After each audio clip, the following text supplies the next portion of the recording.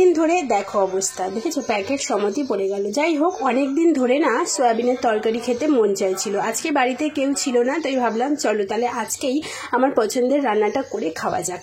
বিশ্বাস করো, মানে মনের মতন করে করেছিলাম, ভীষণ ঝাল দিয়ে, দেখে বুঝতেই পারছো, ঝাল ঝাল লাল লাল গরম গরম সয়াবিনের ঝোল, আর এদিকে রয়েছে গরম গরম ভাত। তো দুপুরবেলা আমি আজকে স্নান করে পুজো করে তারপরে রান্না করতে বসেছিলাম।